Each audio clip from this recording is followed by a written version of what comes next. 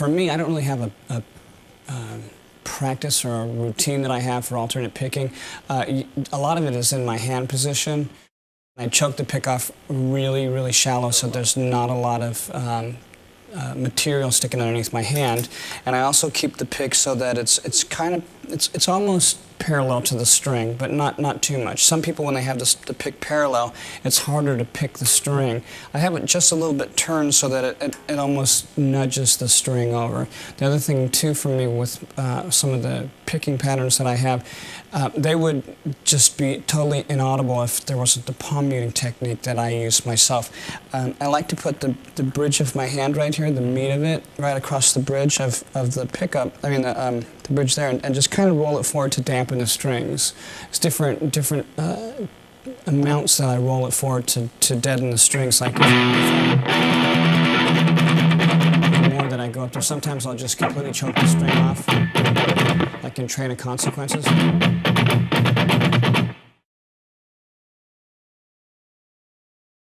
I can't start a pattern if there's 4 notes in there and I'm doing 3 notes and I want to down pick on the alternate where I'm going. Because of the timing, I'm going to do the 4th note. It's going to be the same thing. It's going to be an up pick on the 4th note. If I want a down pick and I go down, up, down, down, the timing is going to be a little bit suspect when I go from string to string. Sometimes I'll start with an up pick and then go down. So I try and keep it as flowing as possible in between notes. And the other thing too is I cheat a lot when you're asking me how I go back and forth between strings. I'll anchor my finger either on the pickup ring or on the strings. And that's kind of the muscle memory in my hand will tell me how far it is from string to string.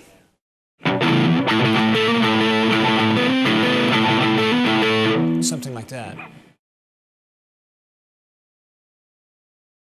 The injury that I had was called Saturday night palsy, and the muscle that comes across the top of your hand here, I had a nerve injury that it was pinched inside of my bicep here on the radial ulnar nerve, and this muscle here stopped communicating with the nerve. So when my hand was in this position, so the palm was facing up, I could pull the muscle up this way, I could close my hand and everything like this. If my hand was in this position where the palm was facing down, I couldn't do nothing. It just hung like that.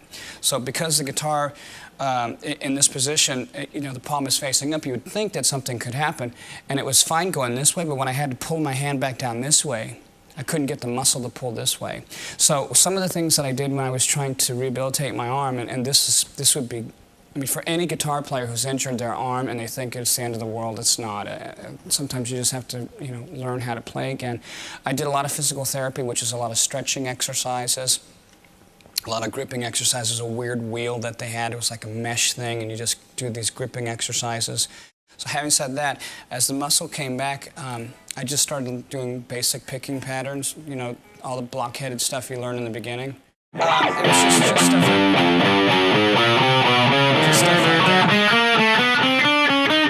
And I couldn't do any of that because, and I would stop as soon as I made a mistake. And I'd start again. Just keep going over and over again. Some of the things that my teacher had showed me, the guy's name is Rick Flouting, and he's done some orchestration work with the London Philharmonic Orchestra. He's a jazz player and a classical player. He may not be, super renowned or anything like that, but for me, he was really good and had the right attitude. If I'm going to go and put myself in the hands of a teacher, I don't want to be with some guy that's going to show me something wrong in the first place. The thing for speeding up for me was pulling my fingers in this way and also not holding on here. And another thing, too, for fingering is, I was going across the frets like this, and he had said that if I turn my hand this way, it'll be better for me. Because my guitar hangs really low, it's kind of hard to change that, but I try and do it as much as I can to discipline myself. When I was in Metallica, I had brought this riff to them that I had invented. And nobody had ever seen this before. It was called Spider Riff.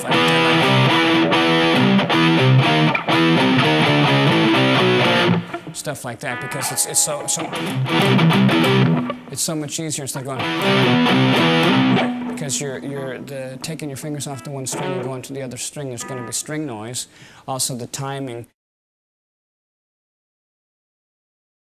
Basically, my style is I play a lot of pentatonic stuff, I guess that's what it's called. Just that old blues style, because that's basically what I learned. I think that's part of the pentatonic scale.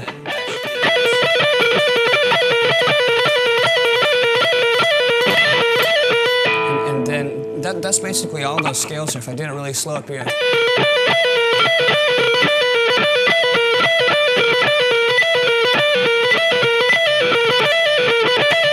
And then I do this weird thing where I cut a bar with my little finger and I go.